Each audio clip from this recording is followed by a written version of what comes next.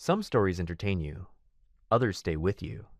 If you believe stories have the power to change how we see the world, subscribe and join this community. And don't forget to share this with someone who needs to hear it. Block 1. The rain pounded against my skin like tiny needles, each droplet a fresh reminder of how thoroughly my day had collapsed. My soaked cotton blouse clung to my trembling frame as I stumbled through the unfamiliar neighborhood, one hand clutching my phone, dead, of course, and the other pressed against the stitch in my side. The streetlights cast sickly yellow pools onto the glistening pavement, barely illuminating the elegant townhouses that lined this part of Boston I'd never ventured into before. 20 minutes ago, my car had sputtered and died on a side street 3 blocks back. No warning, just a series of alarming clanks followed by silence. No Uber available, no charge in my phone, no umbrella, no hope. I hugged myself tighter as another gust of wind drove the rain sideways. My teeth chattered uncontrollably. I needed help. A phone, shelter, anything. The neighborhood screamed money, old money, with its manicured hedges and wrought iron fences. People with security systems and doormen, and probably a deep suspicion of drowned rats like me appearing on their doorsteps after midnight. But I was desperate. I turned toward the nearest townhouse. A massive 4-story brownstone with darkened windows save for a faint light, glimmering from what appeared to be the ground floor. The building stood slightly apart from its neighbors, with a small courtyard protected by an ornate gate that, miraculously, stood ajar.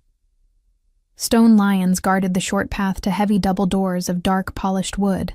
Something about the place, its isolation perhaps, or the way the shadows seemed to pool more deeply around it, should have warned me. But the cold and exhaustion had numbed my instincts along with my fingers. I pushed through the gate, wincing at its soft creak, and hurried up the steps. Only when I stood beneath the shelter of the portico did I realize how violently I was shaking. Water streamed from my hair, forming a puddle at my feet. I raised my hand to knock, then hesitated. What kind of person would answer their door to a stranger at this hour? What kind would I be disturbing? The same kind who might have a phone I could use, I reminded myself. The kind who might take pity on someone clearly in trouble. Drawing a deep breath, I rapped my knuckles against the wood. 3 quick, desperate taps. Silence. I counted to 30 in my head, then knocked again, louder this time. The door swung open with such sudden smoothness that I stumbled back a step. Warm air brushed against my face, carrying with it the scents of leather, expensive cologne, and something else. Something sharp and metallic that I couldn't identify. But it was the man filling the doorway that froze the breath in my lungs. He wasn't particularly tall, perhaps 6 feet, but something about him consumed the space around him. Broad shoulders stretched the fabric of what I instantly recognized as a bespoke suit, charcoal gray and impeccably tailored. His dark hair was swept back from a face that belonged on ancient Roman coins, all clean lines and perfect angles, with cheekbones that could cut glass and a mouth set in a firm, unreadable line. But it was his eyes that truly trapped me. Dark as wet asphalt, watchful, assessing, dangerous. Those eyes studied me with such intensity that I felt like a butterfly pinned to a board. One of his hands rested against the doorframe. Strong fingers, a heavy gold signet ring, immaculate nails. The other hand was hidden from view, and somehow that small detail sent a chill through me that had nothing to do with my wet clothes. Behind him, the entryway gleamed with marble floors and soft lighting, offering warmth and shelter that suddenly seemed far more complicated than it had moments ago. "I'm so sorry to bother you," I stammered, my voice embarrassingly thin. "My car broke down a few blocks away and my phone is dead, and I just need to call for help." "I can go somewhere else if—" "Come in." His voice was quiet, but carried such natural authority that I found myself stepping forward before I'd consciously decided to move. Deep and smooth like aged whiskey, with the barest hint of an accent I couldn't place. He stepped aside, a minimal movement that nonetheless conveyed permission to enter his domain. As I crossed the threshold, I became acutely aware of how I must appear. Hair plastered to my skull, makeup surely streaked down my cheeks, clothes clinging unflatteringly to every curve. "Thank you," I managed, hugging myself tighter as I dripped onto his immaculate floor. "I just need to make a quick call, and I'll be out of your way." His only response was to close the door behind me with a soft click that sounded oddly final. I watched, transfixed, as he turned a heavy deadbolt, then another, then engaged a security system on a panel beside the door. The soft beep of the alarm setting seemed to echo in the silent foyer. He turned back to me, those dark eyes moving from my face down to my feet and back up again in a single fluid assessment, not leering, not exactly, but somehow more intrusive than if he had been. I had the distinct impression of being catalogued, evaluated, perhaps even priced. "You're shivering." It wasn't a question, but a flat statement of fact. Before I could respond, he gestured toward a doorway to my right. "In there. There's a fire." I hesitated, suddenly uncertain. The warm, dry room he indicated was undeniably tempting. But something deep in my brain, some primitive survival instinct, was beginning to stir. This man was a stranger. I was alone. I was vulnerable, and something about him radiated power and danger in equal measure. But the alternative was to go back into the storm, with no phone, no car, and no clear destination. At least here there was light and warmth, and the promise of help. So I nodded and moved in the direction he'd indicated, conscious of him following a few steps behind me. Not too close, but close enough that I could feel his presence like a weight between my shoulder blades. The room was a study straight out of an old film. Mahogany bookshelves lining the walls, a massive desk dominating one corner, leather furniture arranged before a fireplace where flames danced behind a glass screen. The air smelled of cedar, leather, and the subtle cologne I'd noticed earlier. It was masculine without being overwhelming, elegant without being showy, but what caught my eye was what seemed out of place. A half-empty tumbler of amber liquid on a side table, papers spread across the desk, a laptop open and glowing. I'd interrupted him in the middle of something. "Sir, I really just need to use a phone. I don't want to impose." "Sit." Again, that quiet command that seemed to bypass my brain and connect directly to my limbs. I sank onto the edge of a leather armchair, perching there like a bird ready to take flight. Up close, the fire's heat was almost painful against my chilled skin. He remained standing, watching me with that same unreadable expression. Then, without warning, he moved to a cabinet against the wall, opened it, and withdrew a folded piece of fabric. A blanket, I realized, as he shook it open with a practiced flick of his wrists. Before I could protest, he had draped it around my shoulders, his movements efficient and impersonal, yet somehow intimate in their presumption. "Thank you," I murmured, pulling the soft cashmere tighter around me. Our fingers had brushed during the exchange, his warm and dry, mine cold and clammy. The brief contact had sent an unexpected jolt up my arm. He stepped back, maintaining a careful distance that somehow emphasized rather than diminished his physical presence. "Your name?" Again, not a question. "Emma," I said, then swallowed hard. "Emma Reeves." He nodded once, accepting this information without offering anything in return. Instead, he moved to the desk, picked up what I now saw was a smartphone in a sleek black case, and extended it toward me. "Call whoever you need." I reached for the phone, but as my fingers closed around it, he didn't immediately release his hold. Our eyes met over the small device that connected us, and something shifted in his expression. A subtle tightening around the eyes, a barely perceptible tilt of the head. "Who were you trying to reach, Emma Reeves?" he asked, his voice softer now, almost intimate. My name in his mouth somehow transformed into something new and unfamiliar. I faltered, suddenly uncertain. Who was I trying to call? My roommate was out of town. My ex wouldn't answer. My parents lived 3 states away. The reality of my isolation struck me anew, and I felt a flush of embarrassment heat my cheeks. A tow company, I suppose, and maybe a cab. His eyebrow arched slightly. At this hour? In this weather? He finally released the phone, letting his hand fall to his side. Neither will come for hours, if at all. He was right, of course.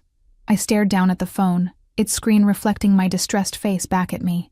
When I looked up again, he had moved to a sideboard where crystal decanters caught and fractured the firelight. Drink? He was already pouring something dark into a tumbler, not waiting for my response. I shouldn't. To warm you. He turned, glass extended. Another command disguised as an offer. I took it, our fingers brushing again. This time I was prepared for the jolt, but it came anyway. The liquid inside was a rich amber, and when I raised it to my lips, the scent of expensive whiskey filled my nostrils. I took a small sip, felt it burn a path down my throat and bloom warm in my stomach. He watched me drink with an intensity that made me self-conscious. When he finally spoke again, his words caught me off guard. You knocked on the wrong door, Emma Reeves. My hand tightened around the glass. I'm sorry, I didn't mean to disturb you. If you'd prefer I leave, that's not what I said. He moved to the chair opposite mine, lowering himself into it with a fluid grace that belied his solid frame. The firelight cast half his face in shadow, sharpening already severe angles. You're not in a neighborhood where people knock on doors past midnight. You're not dressed for this weather. Your car breaking down here is improbable. Are you accusing me of something? I set the glass down with a sharp click, indignation momentarily overriding my unease. I'm observing, he corrected, his tone mild but his eyes anything but. Just as I observe that your left ring finger shows the tan line of a recently removed wedding band, that the watch on your wrist is worth more than most people's monthly salary, that your accent shifts when you're nervous, suggesting you've worked to change it. He leaned forward slightly, those dark eyes never leaving mine. And that you're afraid right now, but not of me specifically. Not yet. My mouth had gone dry despite the whiskey. Everything he said was true, and that terrified me more than his scrutiny. I'd spent years carefully constructing the person I presented to the world, and this stranger had dismantled my facade in minutes. Who are you? I whispered. The corner of his mouth lifted in what might generously be called a smile. The owner of the door you knocked on. A non-answer that sent another chill through me despite the fire's heat. I needed to leave. Needed to get away from this man and his too perceptive eyes, and the growing sense that I'd made a terrible mistake. But as I shifted my weight, preparing to stand, a sudden commotion outside the study froze me in place. Heavy footsteps approached. A sharp knock. A door opening somewhere beyond the study. Male voices. Low, urgent, respectful. Mr. Castellano. The voice was deferential but tense. There's a situation that requires your attention. My host, Mr. Castellano apparently, didn't turn toward the voice. Instead, his eyes remained fixed on mine, something calculating flickering in their depths. Wait, he said, and for a moment I thought he was speaking to me. Then he rose smoothly and moved toward the study door, stepping outside and pulling it nearly closed behind him. I couldn't make out the words that followed, just the low murmur of male voices, his commanding, the others deferential. Something about the exchange raised the hair on my arms. This wasn't a normal late-night conversation. These weren't normal household staff or family members. My gaze darted around the room, searching for clues about the man who'd let me into his home. The desk was too far away to read the papers spread across it. The bookshelves held leather-bound volumes with gilded spines but no personal photos. Nothing to indicate who Mr. Castellano was, beyond a man of obvious wealth and taste. Except, my eyes caught on something gleaming beneath the edge of a newspaper on the side table. I leaned slightly, trying to see without being obvious about it. Metal, dark. The unmistakable shape of a handgun. My heart stuttered in my chest. Normal people didn't leave guns casually displayed on their side tables. Normal people didn't have staff arriving with situations past midnight. Normal people didn't dissect strangers with their eyes the way Mr. Castellano had done to me. I'd made a catastrophic error in judgment. And as the study door swung open again, and Mr. Castellano stepped back inside, I realized I might not have the opportunity to correct it. Because the expression on his face had changed, hardened into something cold and assessing. It seems, he said, voice deceptively soft, that your car is not where you claimed it broke down. He moved toward me with deliberate steps. In fact, there's no abandoned vehicle anywhere within 5 blocks of here. My mouth opened, but no sound emerged. How did he know that? Who had he sent to check? Why would he even bother? Which leads me to wonder, he continued, coming to a stop directly in front of my chair. Why Emma Reeves, if that is indeed your name, would knock on my door specifically, on this particular night?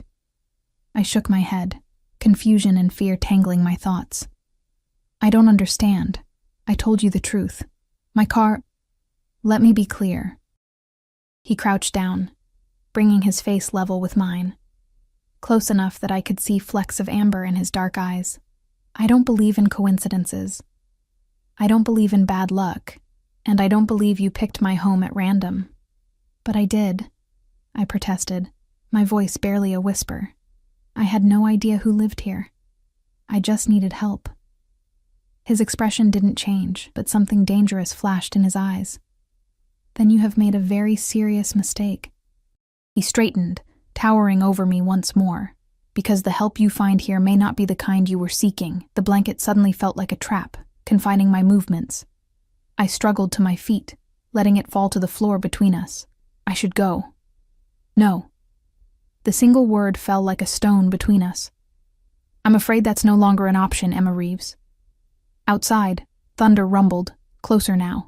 The rain beat against the windows with renewed fury, and I stood trembling before a man who I was beginning to suspect was far more dangerous than the storm. My innocent error, a simple knock on the wrong door, had led me somewhere I never intended to go. And as Mr. Castellano studied me with those depthless eyes, I realized with bone-deep certainty that leaving would not be as simple as walking back into the rain. I had entered his world, and something told me he had no intention of letting me leave it. Please, I said, hating the tremor in my voice. There's been a misunderstanding. I really did have car trouble. Maybe I got the location wrong, or maybe someone already towed it, but... Sit down, Emma. The command was quiet, but carried a weight that pressed against my chest. When I remained standing, something darkened in his expression. Please. That single word, somehow more threatening than a shout, pushed me back into the chair.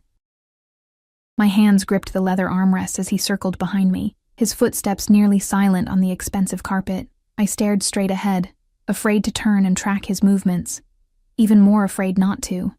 Every nerve ending in my body seemed to vibrate with awareness of his presence. I have a theory, he said, his voice coming from directly behind me now. Would you like to hear it? I nodded stiffly, not trusting my voice. You're running from something, or someone. His words brushed against my ear as he leaned closer. The missing wedding ring, the expensive watch you keep touching as if checking it's still there, the way you flinch at sudden sounds. He moved into my field of vision again, leaning against the desk with casual elegance that belied the tension radiating from him. The question is, what exactly brought you to my door tonight? Chance? Or design? Chance, I whispered. Pure bad luck. A humorless smile curved his lips. In my experience, there's no such thing as luck, only opportunities and threats, correctly or incorrectly identified. He reached for his own drink, abandoned earlier, and took a deliberate sip before setting it down with precision. So, which are you, Emma Reeves? Opportunity or threat? Before I could answer, a soft knock interrupted us. The door opened just enough to admit a mountain of a man, tall, broad-shouldered, with close-cropped blonde hair and a face that seemed carved from stone. His eyes flicked to me briefly before focusing on Castellano. The car's been located, sir. 2 blocks east, as you suspected. His voice was surprisingly soft for a man his size. Keys still in the ignition. Registration matches the name she gave. The engine's been tampered with. Relief washed through me. See, I was telling the truth. Castellano exchanged a look with the other man that I couldn't interpret. Thank you, Victor. Have it brought to the garage, and double the patrols tonight. Victor nodded once and disappeared, closing the door silently behind him. It seems, Castellano said, turning back to me, that your story checks out. Partially. Partially? He moved closer, forcing me to tilt my head back to maintain eye contact. Someone deliberately disabled your vehicle, Emma. The question is, did they follow you here? Or were you led here intentionally? My mind struggled to process his words. Someone had tampered with my car? That couldn't be right. Unless... A cold knot formed in my stomach as pieces began falling into place. The strange calls I'd been receiving, the sense of being watched for weeks now. The break-in at my apartment that police had dismissed as routine. I don't know, I admitted, my voice small. I felt like someone's been following me. But I thought I was being paranoid. Something shifted in Castellano's expression. Not softening exactly, but a subtle recalibration. He studied me for a long moment, then made a decision I could see register in his eyes before he spoke. You don't know who I am, do you? I shook my head. Interesting. He moved to a panel in the wall that I hadn't noticed before, pressed his palm against it, and revealed a hidden safe. From it, he withdrew a small electronic device about the size of a credit card. Stand up, please. When I hesitated, he added, I'm not going to hurt you, but I need to ensure you're not carrying any listening devices or trackers. You think I'm wired? The absurdity of it almost made me laugh despite my fear. I think someone went to considerable trouble to disable your car in this particular location, he replied evenly. And I'd be a fool not to verify you're not part of that plan. Reluctantly, I stood.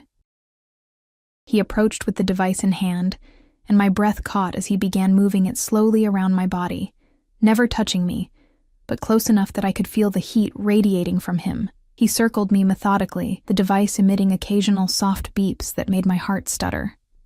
When he reached my watch, the device beeped more insistently. Castellano's eyes met mine. Take it off. My hand instinctively covered the watch, the last gift from my grandmother, the one precious thing I'd managed to keep when my life imploded. It's just a watch.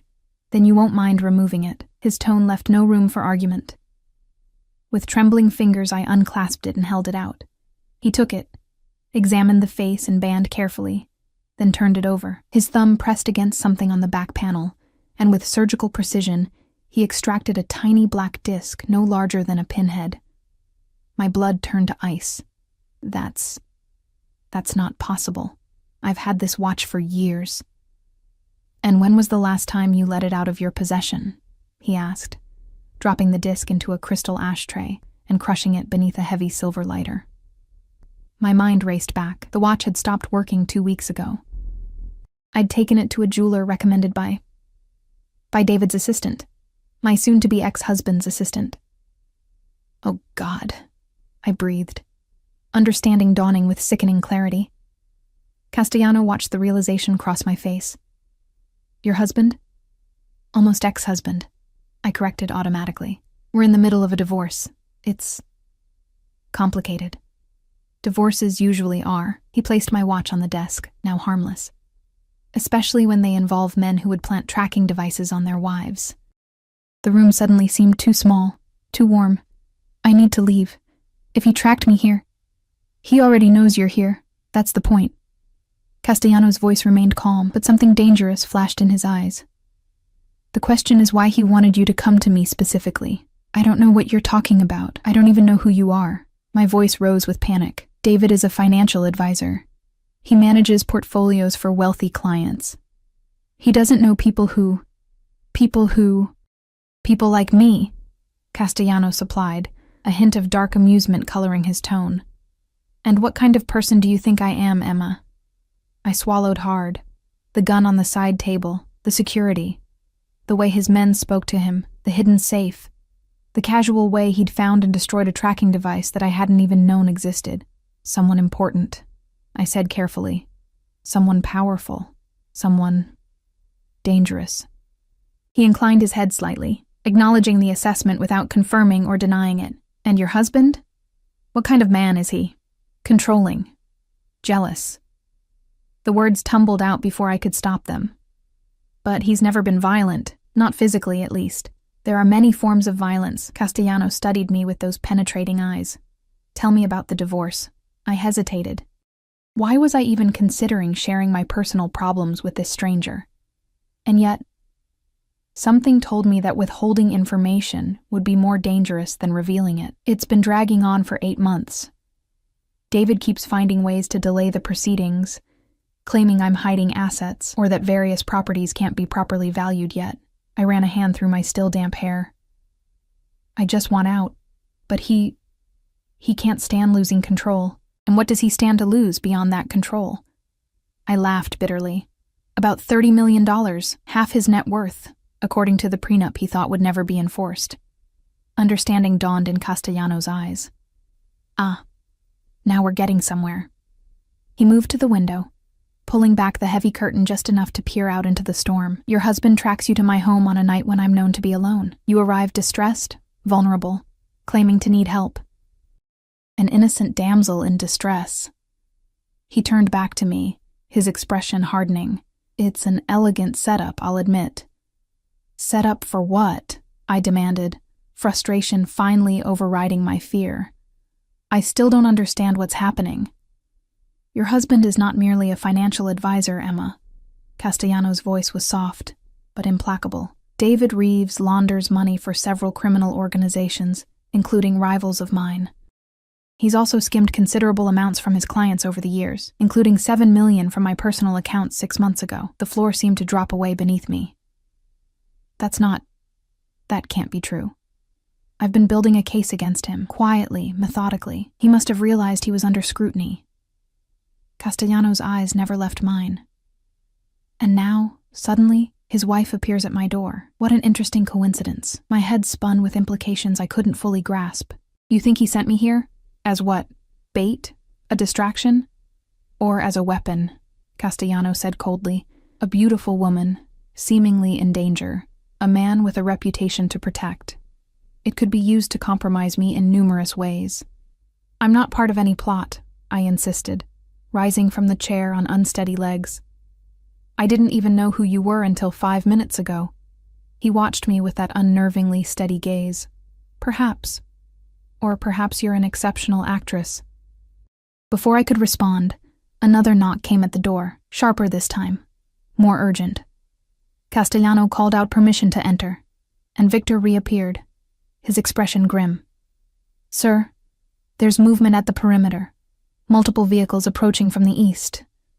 Castellano's posture changed subtly, a coiling of energy, a readiness for action. How many? 3 SUVs, blacked out, no plates visible. A muscle ticked in Castellano's jaw. Activate Protocol 7, full lockdown. His eyes cut to me, reassessing. And get Ms. Reeves to the panic room, now. Victor nodded once and moved toward me, his massive hand closing gently, but firmly around my upper arm. Wait, I protested, panic rising. What's happening? Who's coming? Castellano was already moving toward the desk, withdrawing the gun I'd glimpsed earlier, and checking its magazine with practiced efficiency. It seems your husband has decided to collect you personally. His eyes met mine, cold and assessing. Unless, of course, this is exactly what you planned. I didn't, I whispered, the truth of my situation finally crashing down on me with full force. I swear I didn't know. Something in my face must have convinced him, because his expression shifted minutely. Go with Victor. Do exactly as he says. If you value your life, don't try anything stupid. As Victor guided me firmly toward a door concealed behind a bookshelf, I cast one last glance over my shoulder. Castellano stood framed against the firelight, gun in hand, radiating lethal focus. Our eyes met briefly, and I saw something unexpected flash across his face, a fierce, possessive determination that sent a shiver up my spine. I'd knocked on the wrong door tonight, and now I was caught between a husband I no longer recognized and a dangerous man who might not trust me enough to protect me. The panic room was nothing like I'd imagined. Instead of a cramped utilitarian space, it was a fully furnished apartment tucked away beneath Castellano's home. Victor guided me through a series of corridors that sloped gently downward before opening into a spacious living area with modern furnishings, recessed lighting, and, most surprisingly, what appeared to be windows displaying a night cityscape. They're screens, Victor said, noticing my confusion. Live feed from cameras around the property, plus some pre-recorded views to make it feel less confined. He moved to a sleek control panel on the wall, his fingers dancing across a touchscreen. Multiple camera feeds appeared, showing different angles of the brownstone and surrounding streets. I could see the 3 black SUVs Victor had mentioned, now parked haphazardly in front of the gate. Men in dark clothing poured out, their movements precise and coordinated. Are those David's men? My voice sounded strange to my own ears, thin and distant. Victor's expression remained neutral. Stay here. The room is secure. There are supplies in the kitchen, bathroom through there. He pointed toward a doorway. Do not attempt to leave or communicate with anyone. The system will alert you when it's safe. Before I could ask any of the questions crowding my throat, he was gone. The door sealing behind him with a soft pneumatic hiss, followed by the unmistakable sound of multiple locks engaging.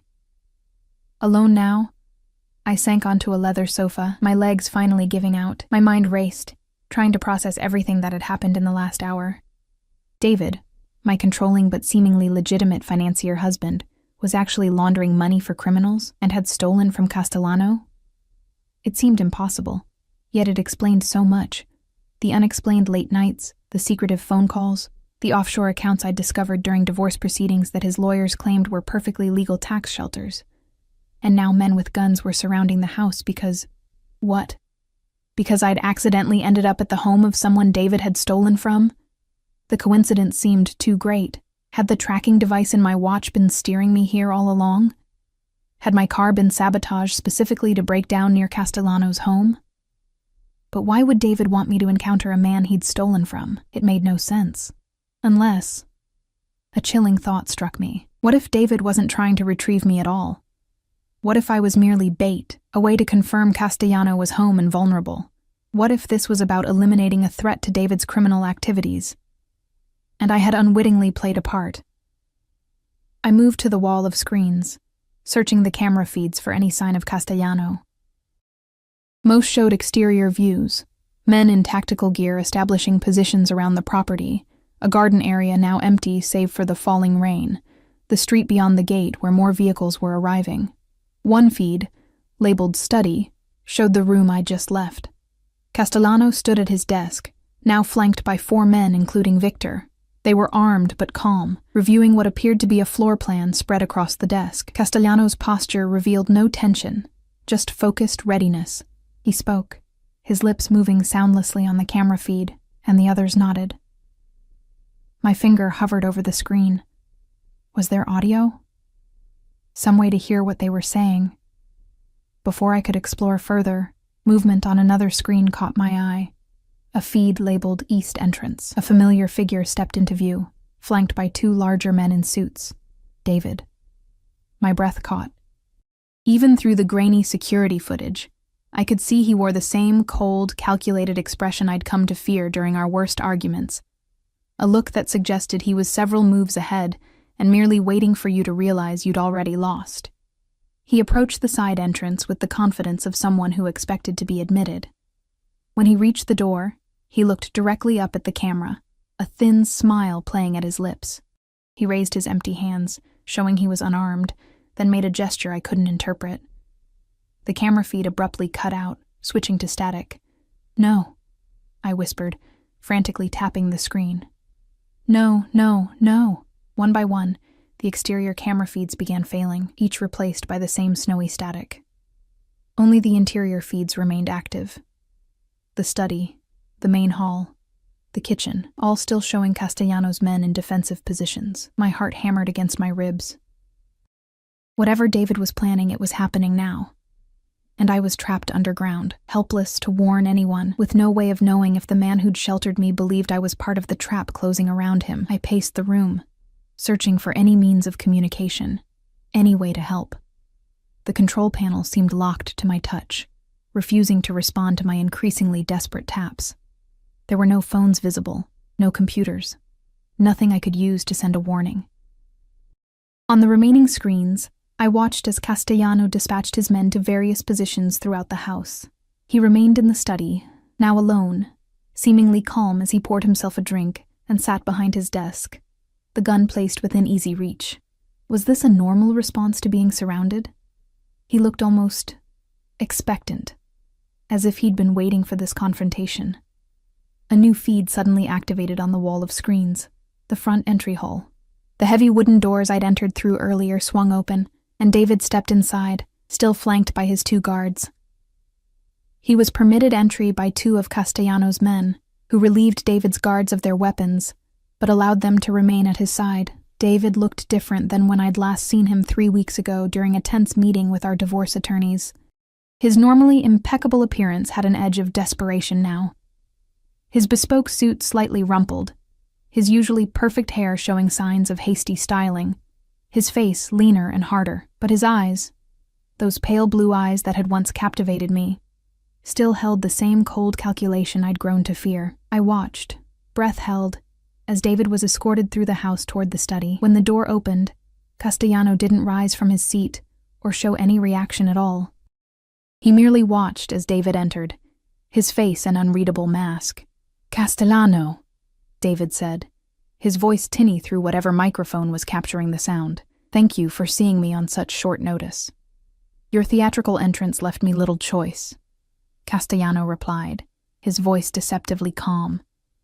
"I count 15 of your men surrounding my home. An impressive show of force for a financial advisor." David smiled tightly. "A necessary precaution when meeting with a man of your reputation. I assume my wife is here?" My blood ran cold at his proprietary tone. "Ex-wife," I wanted to scream. "Almost ex-wife." Castellano's expression didn't change. "Why would you assume that? Don't insult my intelligence." David's smile fell away. "I tracked her here. I know she's in the building." Yes, the tracking device." Castellano picked up something small from his desk, my watch, and turned it over in his hands. "Clever. Though planting it during a jewelry repair lacks imagination." David's jaw tightened almost imperceptibly. "Where is she?" "Safe." Castellano set the watch down with deliberate care. "Unlike your men outside, who will find themselves in an increasingly problematic situation the longer they remain on my property. They're merely insurance, to ensure this conversation remains civil." David loosened his tie slightly. "I've come to negotiate. For your wife?" Castellano raised an eyebrow. "Or for your life?"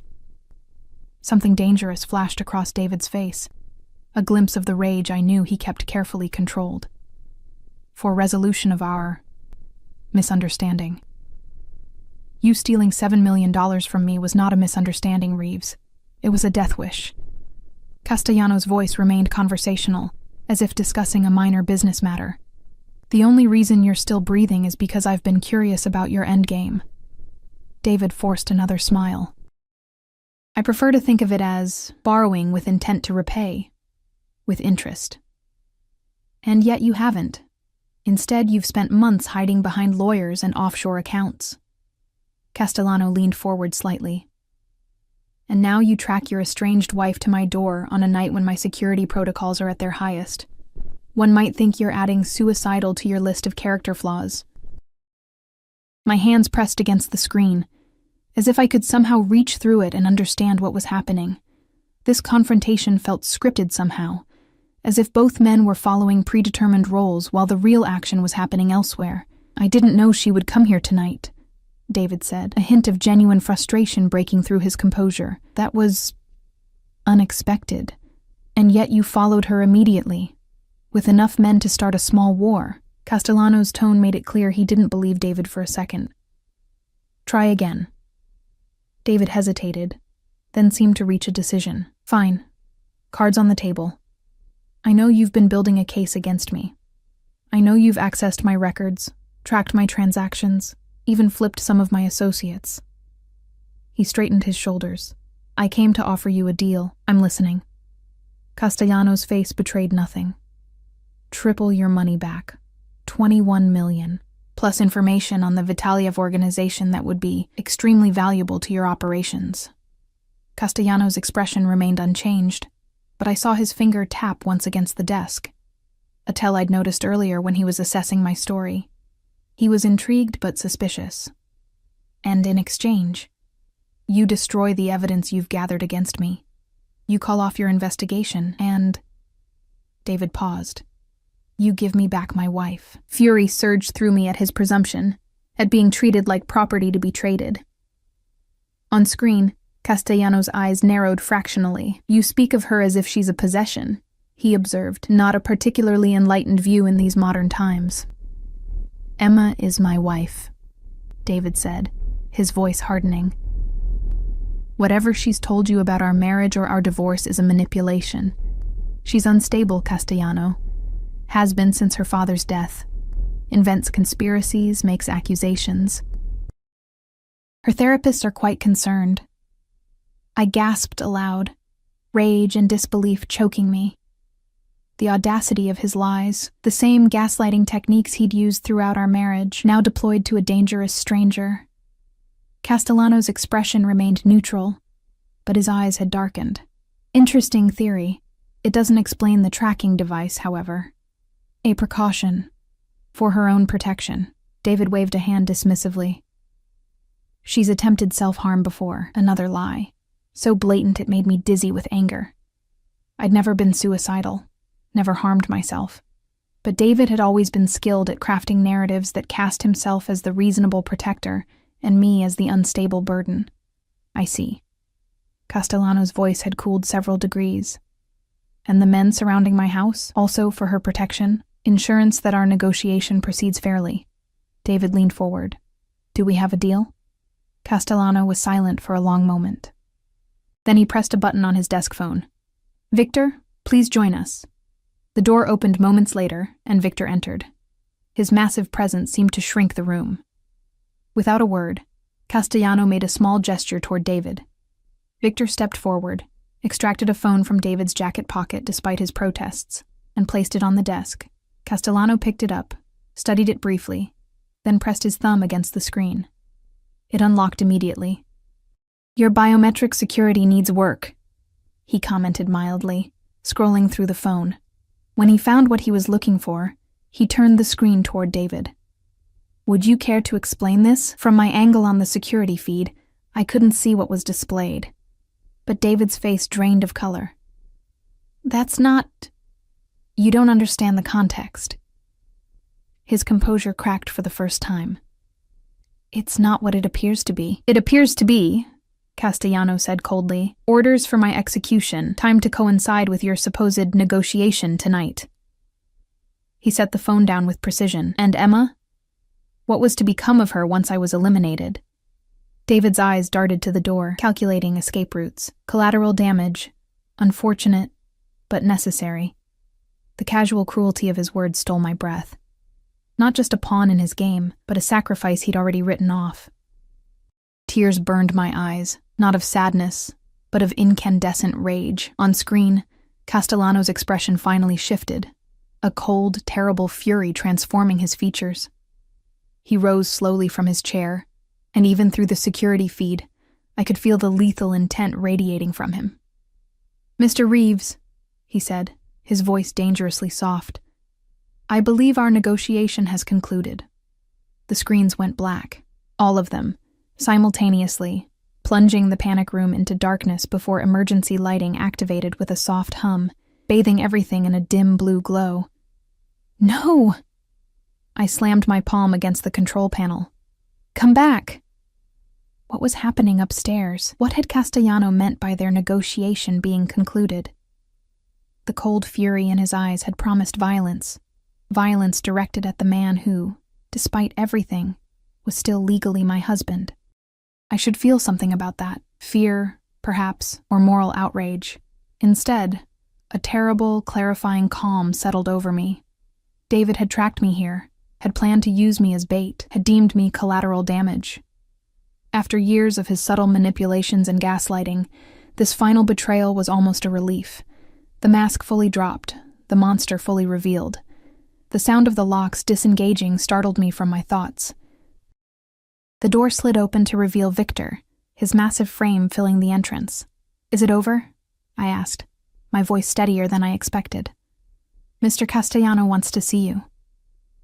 He didn't answer my question directly, but something in his tone had shifted. A new note of respect, perhaps. I followed him through the underground corridors and up a different staircase than the one we'd descended earlier. This one emerged through what appeared to be a pantry into a gleaming industrial kitchen, currently empty of staff. Where's David? I asked as we moved through silent hallways. His men? Victor's expression remained neutral. Being dealt with. The vagueness of his answer sent a chill through me, but I couldn't bring myself to ask for clarification. Some things were better left unknown. He led me to a part of the house I hadn't seen before, a wing that seemed more private, less formal than the study where I'd first met Castellano. The decor here was still elegant but warmer somehow. with artwork on the walls and subtle touches that suggested actual living rather than mere display. Victor stopped before a door of dark wood, knocked once, and opened it without waiting for a response. "Sir, Ms. Reeves." The room beyond was a private office, smaller than the formal study but somehow more imposing. Castellano stood at a window, gazing out at the night. The storm had finally passed, leaving the sky clear and star-filled. He turned as I entered, and I was struck again by the intensity of his presence, like standing too close to a high-voltage line. "Thank you, Victor," he said. The giant nodded and withdrew, closing the door behind him. We regarded each other in silence for a long moment. Castellano had removed his suit jacket, and his white shirt bore a small spatter of what looked terrifyingly like blood on one sleeve. My eyes fixed on it, and he followed my gaze. "Not mine," he said simply. Then, noting my expression, "Not your husband's either. One of his men made a poor decision." Relief shouldn't have been my first emotion, but it was. "Where is David now?" "On his way to meet with federal agents." At my startled look, he added, "I've been building a case against him for months. Tonight merely accelerated the timeline." "Federal agents?" I repeated, struggling to keep up. "You're working with law enforcement?" A ghost of a smile touched his lips. "Not all power operates outside the law, Emma. Sometimes the most effective position is straddling the boundary between worlds." He moved to a sideboard, poured 2 drinks, and extended one to me. I took it automatically, our fingers brushing in a moment of contact that sent an inexplicable current up my arm. "Your husband will be charged with multiple counts of fraud, money laundering, conspiracy, and attempted murder. With the evidence I've provided, along with his communications from tonight, he'll likely die in prison." Castellano's voice was matter-of-fact, without a trace of satisfaction or triumph. "And his men? Those who surrendered will face similar charges. Those who didn't—" He left the sentence unfinished, but his meaning was clear. I should have been horrified. Instead, I felt only a hollow emptiness where fear had been moments before. I took a sip of the drink, whiskey again, burning a path down my throat that matched the fire building in my chest. "He was going to let me die," I said, the reality of it finally hitting me full force. His own wife. Just collateral damage. "Ex-wife," Castellano corrected quietly, almost. A strangled laugh escaped me at hearing my own mental correction from his lips. "Yes, almost." He studied me with those intense dark eyes. "You're in shock." "Probably." I took another sip, welcoming the burn. "It's not every day you learn your husband is a criminal who planned your murder." "No," he agreed, "though you suspected something was wrong long before tonight. It wasn't a question, but I nodded anyway. The signs were there. I just interpreted them differently. Thought he was having affairs, or hiding assets for the divorce. Not," I gestured vaguely, "all this. The mind protects itself from truths too painful to process." He moved closer, not touching me, but near enough that I could feel the heat radiating from him. "What will you do now?" The question caught me off guard. I hadn't thought beyond survival for the past several hours. "I don't know. Go home, I suppose. Pick up the pieces. The divorce should be simpler now, at least." "Your home may not be safe," he said. "David had allies who won't be pleased by tonight's developments, and while he's in custody, his organization remains partially intact." Fresh fear bloomed in my chest. "Are you saying I'm still in danger?" "I'm saying precautions would be wise." His gaze was steady, assessing. "You knocked on my door tonight, Emma. In some ways, that makes you my responsibility." "I don't need a savior," I said, more sharply than I'd intended. After years with David, the last thing I wanted was another man telling me what to do, how to live, where I belonged. "No," Castellano agreed, surprising me. "You don't. You survived a marriage to a monster with your spirit intact. You're clearly capable." The simple acknowledgement of my strength nearly undid me. After years of David subtly undermining my confidence, having this enigmatic, powerful man recognize my resilience felt like rain on parched earth. "Thank you," I managed. "For tonight. For Everything. Don't thank me yet. Something shifted in his expression, a decision reached. I have a proposition for you. My guard instantly rose. What kind of proposition?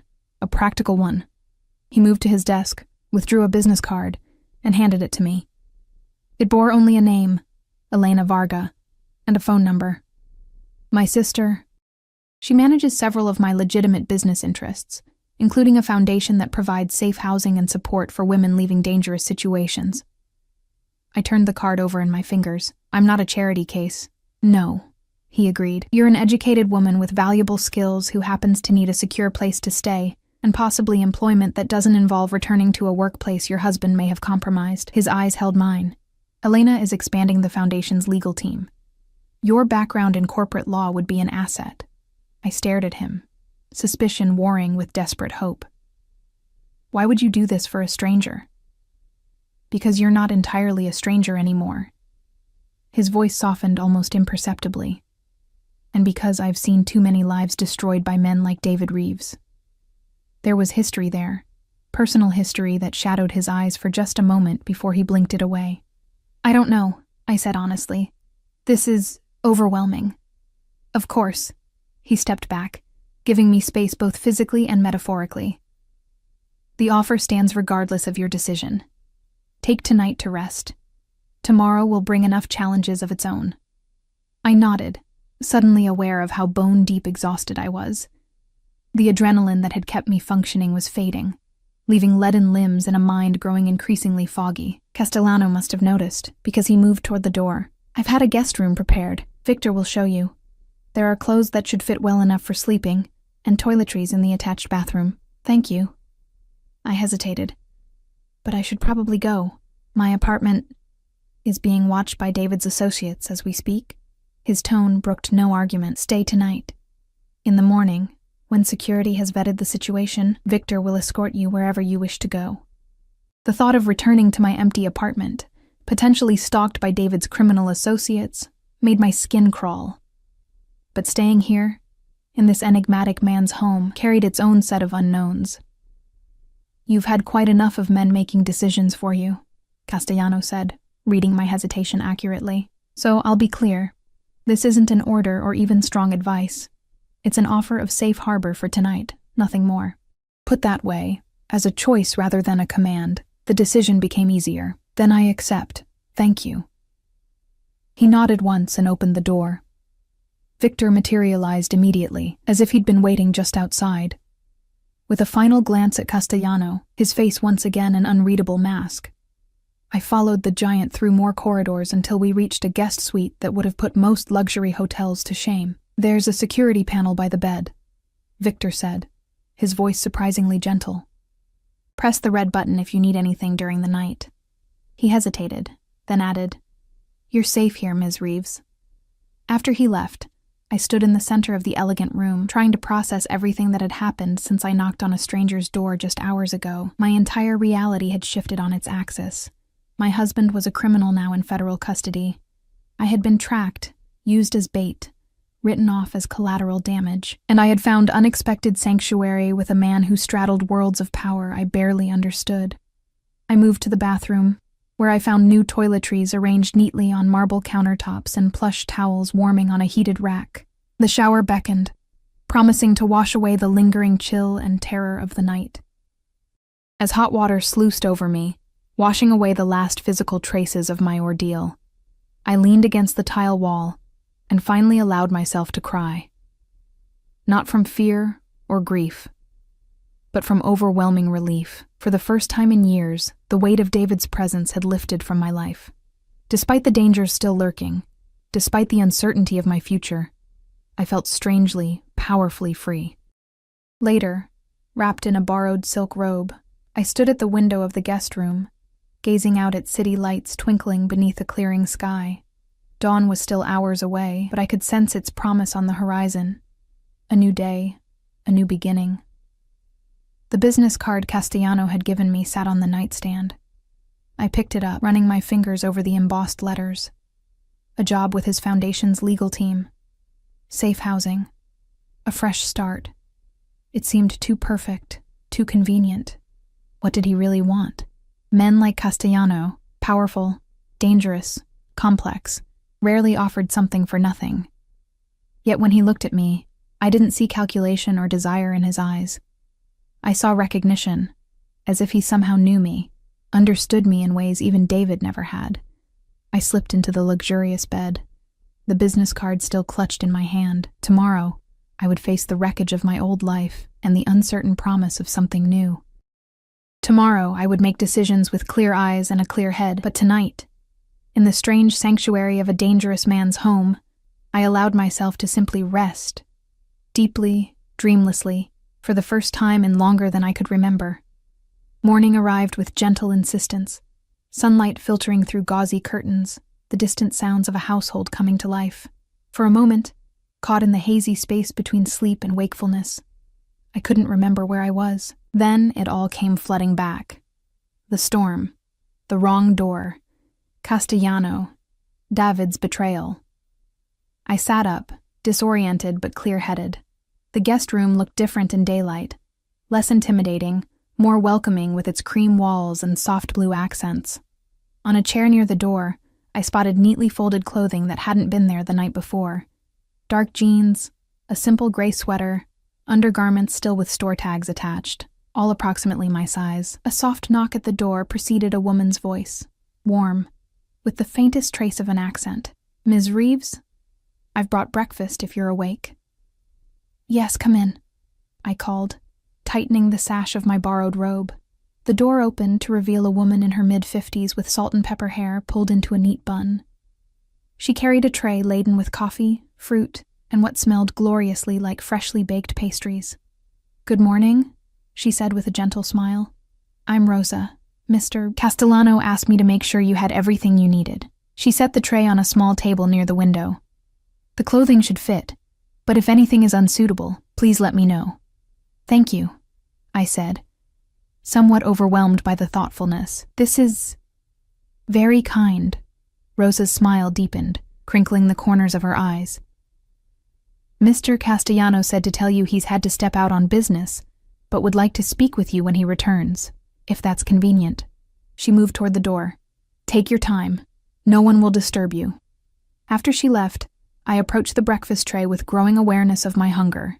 I hadn't eaten since a hasty sandwich at my desk yesterday afternoon. The coffee was perfect, strong and aromatic, and the pastries still warm from the oven. As I ate, I tried to make sense of my situation. David was in federal custody. Our marriage was effectively over. My home might not be safe. My career, at a law firm with close ties to David's financial business, was likely compromised. In the space of one night, the careful life I'd constructed had been obliterated, and yet I felt strangely light, as if shackles I'd worn for so long I'd forgotten their weight had suddenly fallen away. After breakfast, I showered again and dressed in the provided clothes, which fit surprisingly well. I was just running a borrowed brush through my hair when another knock came at the door. This time it was Victor. "Ms. Reeves, if you're ready, Mr. Castellano has returned." I followed him through the house, noticing details I'd missed the night before. In daylight, Castellano's home revealed itself as a study in tasteful opulence, antiques mingling with modern pieces, original artwork adorning walls, everything of obvious quality, but without ostentation. The home of a man with money, but also, surprisingly, taste and restraint. Victor led me to a sunroom at the back of the house, a space filled with light and overlooking a private garden just beginning to show signs of spring. Castellano stood with his back to the door, speaking quietly on a phone. He wore casual clothes today, dark trousers and a charcoal sweater that did nothing to diminish the aura of authority surrounding him. He turned as we entered, ending his call with a brief, "It's done." To me, he said, "Emma, I trust you slept well?" "Yes, thank you." I remained near the doorway, suddenly uncertain how to interact with this man who had saved my life just hours ago. "Please, sit." He gestured to a comfortable seating area surrounded by lush plants. As I settled onto a sofa, he asked Victor, "The perimeter." "Secure," the giant replied. "Ms. Reeves's apartment has been under surveillance since dawn. 2 men watching the entrance. They appear to be waiting." My heart sank. So David's associates were indeed looking for me. Castellano nodded as if this confirmed his expectations. Have Elena's people prepare the safe house on Marlborough, and arrange for Ms. Reeves's essential belongings to be retrieved. I can get my own things, I protested. At considerable risk, Castellano countered, taking a seat opposite me. David's organization is in disarray, which makes it unpredictable. They don't know exactly what happened last night, but they know he was coming to see me, and they know you were here. That makes you a loose end. The clinical assessment sent a chill through me. For how long? Until the federal case is fully processed. Weeks, possibly months. His dark eyes studied my face. Have you considered my offer? The business card was still in my possession, tucked into the pocket of the borrowed jeans. I've been a bit preoccupied with the revelation that my husband is a criminal who wanted me dead, I said dryly. Unexpectedly, Castellano smiled, a brief flash that transformed his severe features and revealed a glimpse of something warmer beneath the controlled exterior. Fair enough. Why are you helping me? The question had been circling in my mind all night. The truth this time. He considered me for a long moment, seeming to weigh how much to reveal. I told you last night that I've been building a case against your husband for months. What I didn't explain was why. The $7 million he stole from you? That was merely the catalyst. Castellano leaned forward slightly. David Reeves laundered money for several criminal organizations, including rivals of mine, but he also worked with legitimate businesses, law firms, real estate developers, tech startups. He moved in multiple worlds, much as I do. The difference is that he preyed on innocent people along the way. His expression darkened. 3 months ago, one of those people was a young woman named Sofia Martinez, 26 years old, worked as an accountant at a firm that handled some of David's legitimate business. She noticed discrepancies, raised concerns to her superiors. A week later, her car went off the road in a rainstorm. Police called it an accident. But you don't think it was, I said quietly. Cold realization dawning. I know it wasn't. His voice had hardened. Sophia was my cousin's daughter. Family, and the pieces clicked into place. So this is about revenge, justice, he corrected. I've been dismantling David's operation piece by piece, building a federal case that would ensure he never hurt anyone again. Last night accelerated that timeline, but the end result is the same. And me? Where do I fit in this justice? I asked, needing to understand my place in his calculations. You don't. His direct gaze held mine. You're a complication I didn't anticipate. But you're also someone who deserves protection after being used as a pawn in games you didn't know were being played around you. There was honesty in his words, a lack of pretense that I found strangely reassuring after years of David's subtle manipulations. The job offer? The safe house? That's really just about protection? I pressed, still skeptical. The protection is necessary, he said pragmatically.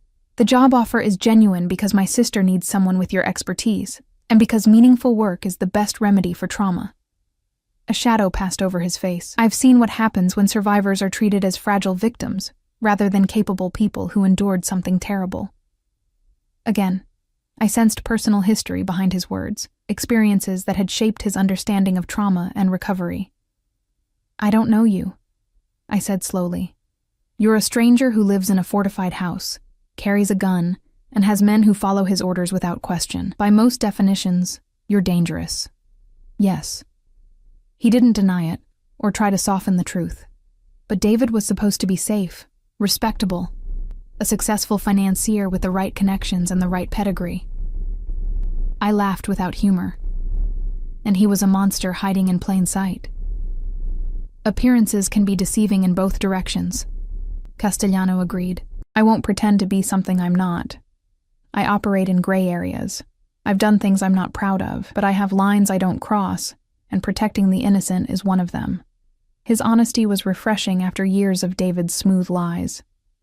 This man might be dangerous, but at least he was direct about it. If I accept your sister's offer, I said carefully, what strings are attached? None, he replied simply. The foundation is legitimate. Elena runs it independently. Your connection to me would be known only to her and a few trusted others. You would be free to leave at any time, should you choose. It sounded too good to be true, and yet, you'd be my benefactor, my protector. Something flickered in his dark eyes. a hint of frustration perhaps at my continued suspicion, only until the threat has passed. After that, our paths need never cross again, if that's your preference. The thought of never seeing him again after this strange interlude sparked an unexpected pang that I quickly suppressed. This was about survival, not whatever that feeling had been. I need time to think, I said finally. This is all overwhelming. Of course. He stood, signaling the end of our conversation. The safe house will be ready by this afternoon. You're welcome to stay there while you consider your options, regardless of your decision about the foundation. I rose as well, suddenly aware of how close we were standing in the sunlit room. Thank you. For everything. He studied my face for a moment, then said quietly, You knocked on the wrong door last night, Emma Reeves, but perhaps it was exactly where you needed to be. The words lingered between us, laden with meanings neither of us was ready to explore. Then Victor appeared in the doorway, breaking the moment. Sir? The arrangements are complete. Castellano nodded. Good. And Ms. Reeves's apartment? Our team is extracting her essentials now. They'll be delivered to the safe house by 3. I should have felt violated by this invasion of my privacy, but instead, I felt only relief that I wouldn't have to return to the apartment I'd shared with David, now forever tainted by the knowledge of his true nature. What happens now? I asked, unsure of the next steps in this strange new reality. Now you begin again, Castellano said simply, free from David's influence, free to make your own choices. Freedom. Such a simple word for such a complex concept. After years of David's escalating control, the absence of constraints felt both exhilarating and terrifying. 6 hours later, I stood in a sunlit apartment on Marlborough Street, the safe house that was more luxurious than any place I'd lived before. My essential belongings had indeed been delivered. Clothing, personal items, even the framed photo of my parents that had sat on my bedside table. The refrigerator was stocked, the security system state-of-the-art. On the kitchen counter sat a sealed envelope with my name written in bold, masculine script. Inside was a brief note, "The choice is yours. AC." Beneath it, a new phone with Elena Varga's number programmed as the only contact. I moved to the window, gazing out at the city, my city, now transformed by everything I'd learned. Somewhere out there, David sat in a federal holding cell. Somewhere, Castellano continued his complex dance between worlds of power. And here I stood, at the intersection of endings and beginnings. My hand closed around the phone. Perhaps I would call Elena tomorrow, or perhaps I would forge my own path entirely. For the first time in years, the choice was truly mine. I had knocked on the wrong door in a storm, never imagining it would lead me here, not just to physical safety, but to an unexpected liberation. As I watched the setting sun paint the city in hues of gold and amber, I felt something stirring within me that I hadn't experienced in far too long. Hope.